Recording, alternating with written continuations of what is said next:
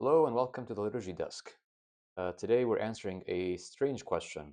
When did the Coptic Liturgy become the Coptic Liturgy? Sounds like a trick question. After all, the Coptic Liturgy is by definition Coptic, but this came about from last week's video. It's a video that became very popular just over the last week with over 4,000 views. So, by the way, if you haven't joined the movement yet, now's the time. But one of the points made in the video last week was that the Coptic liturgy did not begin as the Coptic liturgy, but was prayed in Greek for several centuries. Today, I want to answer this question in a little bit more detail.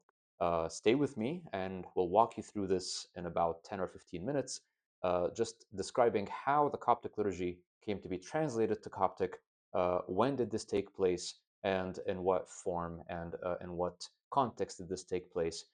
Was this something of a broad translation movement or more of a piecemeal contextual thing? Stay with me, and we'll walk you right through this. A lot of the information about this question comes from material from the first 1,000 years, primarily from papyri. Many of you, of course, know what papyrus is. It's this plant that grows around the Nile and was used for several centuries in the beginning of Christianity, both by Christians and others, of course, as a form of paper. A lot of this information is due to the wonderful research work by our colleague Agnes Mihaliko, who wrote a wonderful book on the Christian liturgical papyri from Egypt. So much of this information and numbers that I'm giving you is reliant on that, and I'll link to the book in the description. So some general stats before we get into the details. From the 3rd to the 9th centuries, liturgy in Egypt was mostly in Greek. What we find is that the corpus, the whole collection of papyri fragments with liturgical texts that are preserved to us from the first millennium all the way to the 9th century. I won't get into the details of why the 9th century is a good stopping point for this type of research. And beginning in the 3rd century, that's when we start to have written evidence of liturgical texts from Egypt. When we look at that group, it's about 300 something uh, papyrus fragments with liturgical texts. We find that 81% of those papyri are in Greek, not in Coptic. The number of papyri that are strictly in Coptic with no other language is about 13% of the group.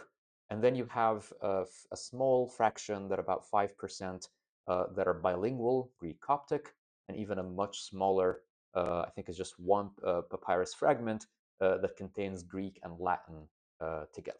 Latin wasn't really a language that was spoken or used for liturgy in Egypt much, but there is one text preserved in Latin in a papyrus fragment.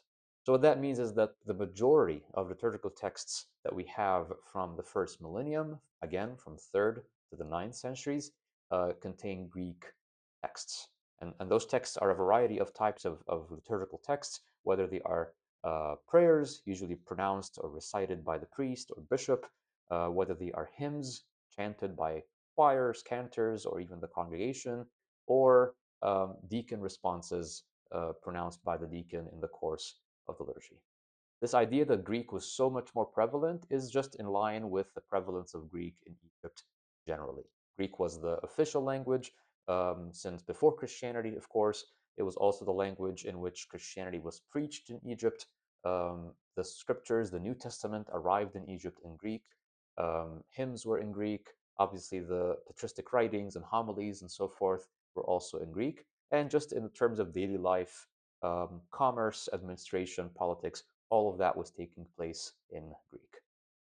The topic of Greek in daily life in Egypt is a complex one. It's an interesting subject in itself. But what we know is that in the 8th century, so that's a little bit after the Arab conquest in the 7th, the Muslim administration issued what is known as the Arabization Edict, which required from that point forward, I think around the year 750 or so, that administrative records in Egypt start to be kept in Arabic, official documentation, things of that nature. And from then on, you start to see a rapid decline of Greek in everyday life. Not so much in liturgy yet, but Greek being used on an official level. So Greek had a very long and very strong presence in Egypt before Christianity and all the way until after the Arabs entered the country. So these are general stats. Now let's dig into the types of texts, prayers, hymns, responses, and when each of these types of texts came to be translated to Coptic in a gradual process. So when did Coptic come into play? Coptic itself seems to have had its beginnings around the 3rd century. It rose to prominence especially around the 6th century, which is maybe a little surprising to some. But of course, the most famous person that wrote Coptic homilies and original writings in Coptic was Shenouda, the Archimandrite, who's known as Saint Shenouda, was the abbot of what is known as the White Monastery. He was contemporaneous with Cyril of Alexandria around the Council of Ephesus, and also his successor, Pope Dioscorus, and he was known as a prolific writer of Coptic. But even especially after the 5th century, after the time of Shenouda, you have in the 6th century a group of probably lesser known bishops who wrote a lot in Coptic for the first time. People like Rufus of Shotep, Constantine of Asyut, and others who were known in that time in the 6th century as influential Coptic bishops who kind of organized the church after a lot of the historical chaos surrounding the Council of Chalcedon. And among the things that they were known for are original compositions in Coptic. Around the 6th century also is when we start to see Coptic featuring in legal documents. Again, until then, documentation, contracts, letters, things like that tended to be more in Greek in everyday life.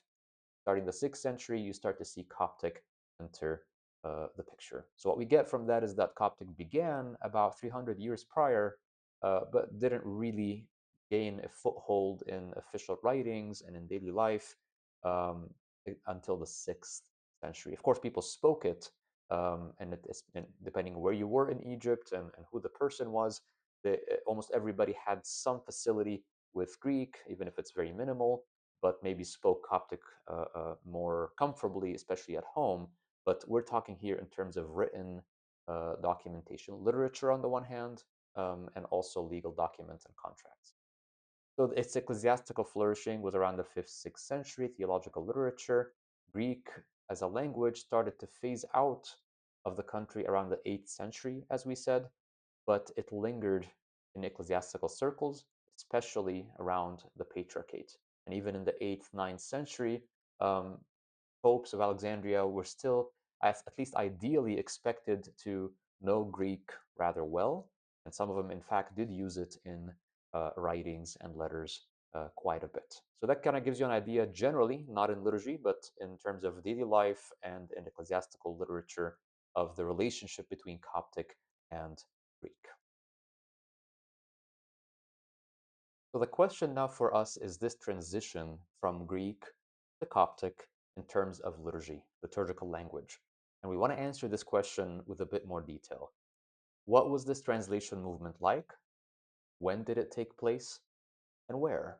And what are the criteria or the factors that caused liturgical texts, as varied as they might be, to be gradually translated from Greek to Coptic until we end up with what we know as the Coptic liturgy, where priestly prayers, most hymnography, and also quite a bit of deacon responses and people's responses are done in Coptic, and what we all understand today as the Coptic liturgy, implying that it is in the Coptic language. How did we get there? And so I want to speak about this topic in terms of liturgical genres. And that is, again, based on the research by Agnes Mihaliko in Coptic Liturgical Papyri. And that's how she discusses this topic. And I think it's very helpful this way. And so in terms of the parts of the priests, that is basically the prayers of, let's say, the anaphora, the Eucharistic prayer, other types of prayers that the priest might recite. You really don't see them appear in Coptic until around the 6th and 7th centuries. Remember, Coptic was around since the 3rd, but we don't have any papyrus evidence of priestly prayers in Coptic until around the 6th or 7th centuries. Right off the bat, Coptic liturgy wasn't in Coptic until around 500s and 600s AD. One example, just to show you how it worked on the ground, is a place called Deir el-Balaiza, who is known as, it's an ancient monastery, is not around anymore, but it's known as a source of papyri and liturgical manuscripts. From the 6th century, um, there have been discovered 7 partial or fragmentary uh, prayer books, epchologia, basically liturgy books. Some of those are Greek and some are Coptic, and I think a couple of them are bilingual, Greek, Coptic. None of them are complete, they're all fragmentary, but they give you an idea that liturgy and priestly prayers especially existed in both languages around the 6th century. What's interesting here is that the monastery's official documents, um, daily life kind of receipts and contracts and things that attest to the administration of the monastery were all in Coptic. So that tells you that the monks probably understood Coptic much better, spoke Coptic in daily life, but nonetheless, in the liturgy, they very likely still used Greek, at least in some form or some times throughout the year. The Greek was used even when it's not really the language of daily life at that point. However, even with the appearance of priestly prayers in the 6th century in Coptic, Greek persisted as still a dominant language of priestly prayers until around the 9th century. After that, you start to see much more Coptic for the priest part. What's interesting also is that the translation was ad hoc, meaning that anytime you find instances or examples of multiple copies of the same prayer throughout Egypt, you'll find that they are slightly different from one another, meaning that um, these were local translation attempts.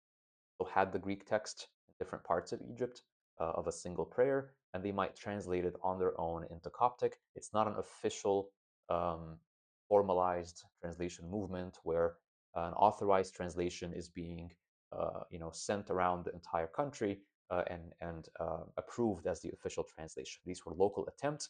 That is exactly actually what we see later on when Arabic enters the picture, and you find that Arabic translations also are quite random and local. That's a topic for a different video about the appearance of Arabic in the Coptic tradition. When it comes to deacons and people, deacons, of course, have their responses. People have their hymns and chants that they might participate in. Greek was actually much more persistent in these genres because of familiarity and tradition. We'll talk a little bit more about why hymns are harder to translate across the board just because of their very nature. But most likely, even things like liturgical responses and deacon responses were familiar to their users. They knew them, they were used to saying them in Greek, and so they lasted longer before being slowly translated into Coptic. Things like the Creed and Our Father, which were part of the liturgy by that point, are often attested in both languages. Possible that Greek was used at least on feasts. Often Coptic prayers are followed by Greek responses. A lot of times you find in these fragments that even if the priest is praying in Coptic, the response of the people is given in Greek. So hymns, like we said, it's a whole different topic, but hymnography in Coptic is actually very rare until the 8th century. That's something to think about. Coptic hymns, this long tradition that we have, perhaps musically is quite ancient, but in terms of language, you don't really find Coptic hymns until the 8th century. At that point, you start to see single examples on papyri of individual hymns in Coptic, and you also have the famous monastery of Archangel Michael in Fayoum, which preserved for us the first 2 complete books of hymns. One of them is an antiphonarium, and the other is one for the Liturgy of the Hours, and both contain a mix of Coptic and Greek hymns, often translations of one another. Even here, hymns are given in both languages. And of course, like I said, many of these early Coptic hymns were translations from Greek, and some remain in use until today. So, a summary of the history of this translation movement from Greek to Coptic. We talked about priest prayers, we talked about deacon responses and people responses, and also um, more developed hymnography, hymns that were written in Greek. What we learn from all of this is that liturgy, regardless of roles, regardless of whether it's priest or deacon or people, liturgy was 100% in Greek in Egypt between the 3rd and 5th centuries. We only start to see prayers appear in Coptic in the 6th century, and before that, nothing really is Coptic. Coptic begins appearing in liturgy around the 6th century. The first thing to be translated gradually were the priest prayers. Of course, they don't. It's not a sudden change. You don't see that Greek disappears overnight, but you start to see appearance of prayers in Greek, rather in Coptic, along with Greek, around the 6th century. Hymns, like we said, begin appearing in Coptic in the 8th century in the manuscript record, and finally, some people and deacon parts are translated even later than that. In fact, hymns in Greek continued in use very heavily until the 12th century, especially in the south of Egypt. What that tells us is that there was no official translation movement that somehow decided or decreed that liturgical language should move away from Greek or to favor Coptic more. There was no such canon, there was no such concerted movement. It was just organic, natural, different communities based on their demographics, what they needed, what they saw was beneficial or possible for them to do, and it depended, of course, as you see, on the type of text we're talking. When we come back, we'll see what we can learn from all of this for our modern context, now that we understand that Coptic liturgy wasn't always Coptic. So again, what we can learn from this is that then, as now, there was no sweeping decision by the church to pray more Coptic or to pray less Greek as a rule. Not for principles and not really for practical reasons either. So just like today, the Coptic liturgy is a rich tradition that is prayed in several languages, prayed in Coptic and Arabic in Egypt, and the ratio of Coptic to Arabic depends on the place, depends on the type of text, the type of service, and so on. And then outside of Egypt, it's prayed in numerous, almost all international languages out there. This was really the process or the situation back in the first millennium as well. Greek and Coptic interacted, and as much as their relationship was complex um, on the ground among people, it was also complex within the liturgy. The choice for which language to use was contextual. Uh, it answered to questions such as what kind of text is being prayed? Is it a priestly prayer, a deacon's response, a hymn? What kind of church? Is it a monastery? Is it a parish community? Is it a community composed primarily of Coptic speakers, Greek speakers?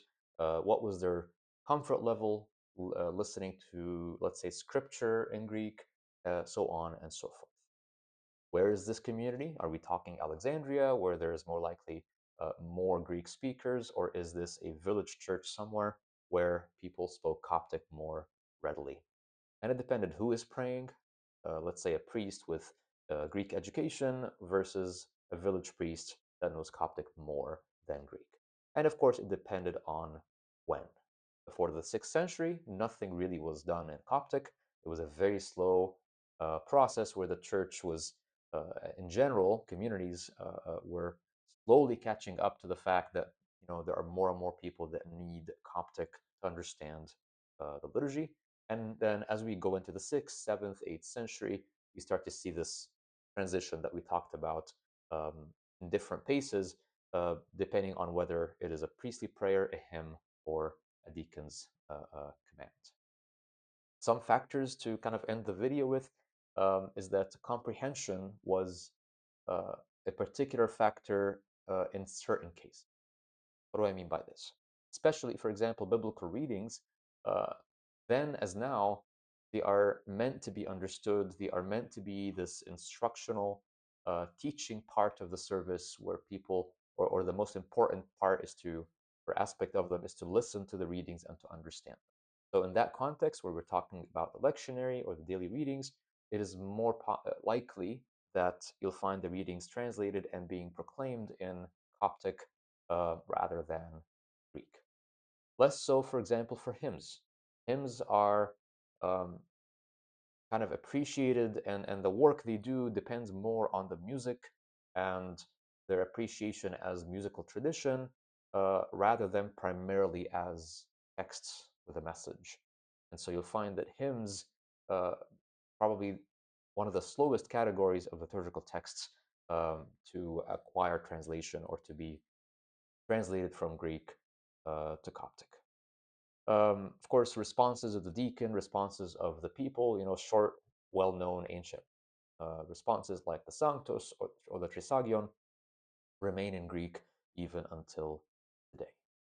One of the things that makes hymns especially difficult to translate is that they are difficult to translate and to sing well.